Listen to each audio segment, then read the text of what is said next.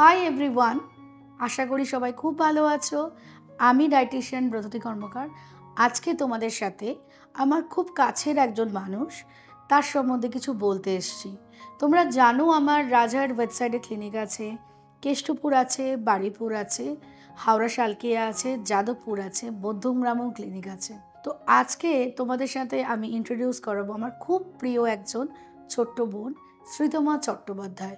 আজকে ও তোমাদের বলবে যখন ও প্রথম দিন এসছিল ওর কি ধারণা ছিল, আর ও যখন এলো ও কি ধারণা নিয়ে গেল।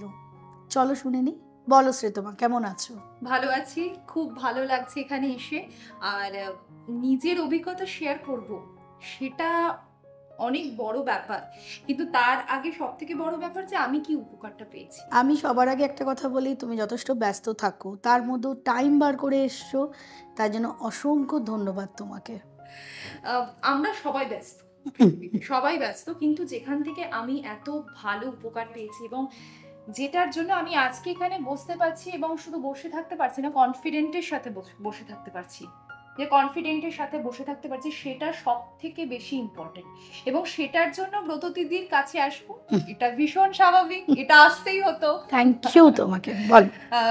আমি আমার অভিজ্ঞতা বলবো, তার আগে আমি বলবো যে যে সময়টা আমি এখানে এসেছিলাম সেই সময়টা আমার ওজন ছিল প্রায় 66-ও বেশি, 66, 67, 67.5, সেটা কোনো কোনো সময় 68ও হয়ে যাচ্ছে। এবং তার সাথে সাথে যেটা হচ্ছে যে আমার মুড সুইং করছে, ফ্লাকচুয়েট করছে, আমার কোনো কিছুই করতে ভালো লাগতো না। তার সাথে আমার সমস্যা, থাইরয়েডের সমস্যা ছিল, তার কিছুদিন আগে আমি ডেঙ্গু থেকে উঠেছি, আমার সমস্যা ছিল ভিটামিন ডি এর অভাব ছিল।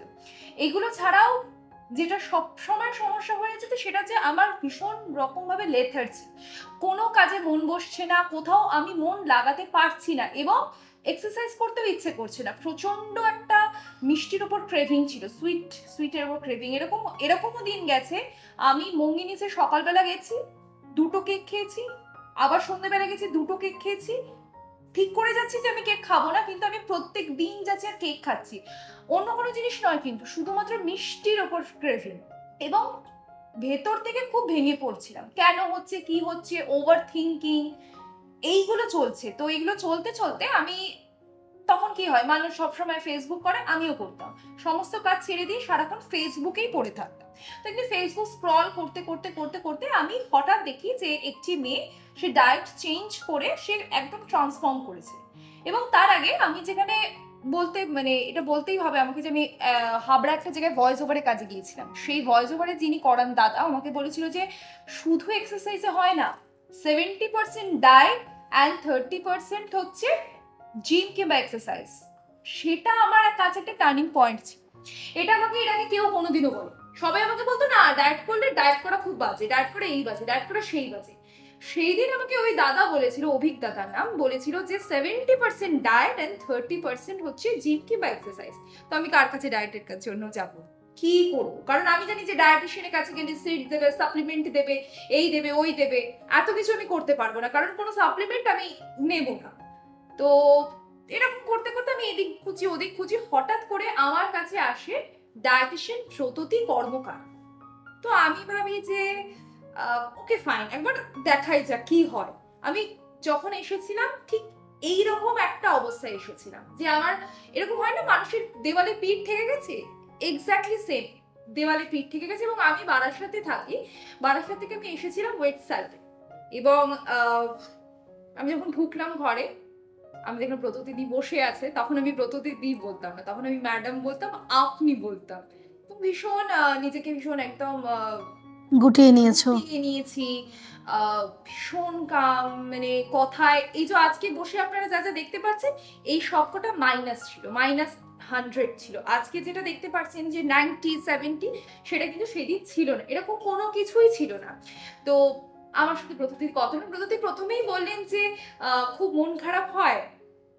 আমি বললাম হ্যাঁ, এমনি এমনি মন খারাপ হয়, বাকি সমস্ত কিছু, আমাকে কিন্তু কিছু বলতে হয়নি, আমি জাস্ট বলেছিলাম যে আমি এইটা করতে চাই, আমি 1 কিলো ওজন কমাতে চাই। তো উনি তখন বললেন ওজন কমানোর সমস্ত ঠিক আছে, কিন্তু তার আগে ভেতর থেকে নিজেকে ঠিক হতে হবে।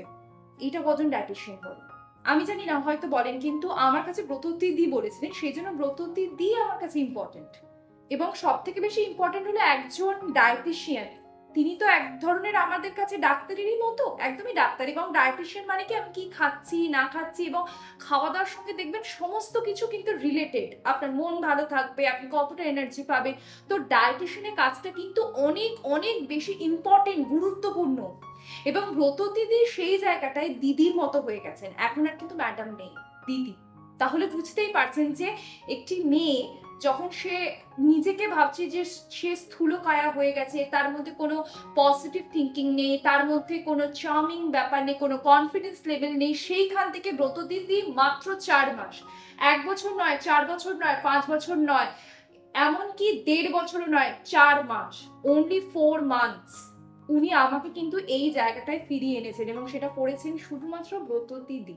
এবং ব্রত দিদির ডায়েট, ওনার কথা বলা, শুধু ডায়েট নয়, এবং ডায়েটের সাথে উনি কিন্তু একটা পরিবারের মতো হয়েছেন, আপনার খোঁজ খবর রাখেন, মানে আমাদের রাখেন, যারা যারা ওনার ক্লায়েন্ট সবার রাখেন, এইটা আমি বলতে পারি। এবং উনি কানেকশন রাখেন, এইটা ইম্পর্টেন্ট, এইটা মেইন জিনিস, যে কে আমার সাথে কানেক্ট হচ্ছে। ডায়েটিশিয়ানের কাজ শুধুমাত্র ডায়েট দিয়ে দিলাম নয়, ব্রত দিদি আমাদের সাথে কানেকশন করেন, সংযোগ একটা সাপোর্ট করেন। সেখান থেকে ম্যাডাম ব্রততী থেকে উনি কিন্তু আজকে ব্রততী দি, শুধুমাত্র আপনিও নয়, তুমি। এটা পারিবারিক বন্ধন, এটা ইম্পর্টেন্ট, এটাই নেই। দিনের শেষে এগুলো ম্যাটার করে। আপনার ভালো থাকার জন্য কাছের মানুষের দরকার হয়, আর কাছের মানুষ কিন্তু আপনাকে বানাতে হয়। কখনো হাতটা আপনাকে একটু বাড়াতে হয়, অন্য দিক থেকে বেশিটা আসে, সেটাই হয়। থ্যাংক ইউ, তুমি সত্যি অনেক ভালো কথা বললে। অ্যাকচুয়ালি এটা আমি আগেও বলি যে ডায়েটিশিয়ান মানে শুধু ডায়েট প্ল্যান নয়, একটা সুন্দর বন্ধুত্ব স্থাপন। আর যত আমরা ক্লোজ হব ক্লায়েন্ট এবং ডায়েটিশিয়ান, তবে কিন্তু ডায়েট প্ল্যান ফলো করাটা খুব ইজি হয়ে যায়। যত আপন হব, যত ভালোবাসা দেব, আমিও কিন্তু বিপরীত দিক থেকে অনেক ভালোবাসা পাবো। তাই জন্যই এই প্রফেশনটা আমি 17 বছর ধরে ক্যারি করছি। যাই হোক, সবাই খুব ভালো থাকো, সুস্থ থাকো। আর আমার page Bratati fitness and beauty world, আর আমার YouTube channel Bratati fitness and beauty ওয়ার্ল্ডকে লাইক করে দিও, সাবস্ক্রাইব করে দিও, অবশ্যই শেয়ার করো।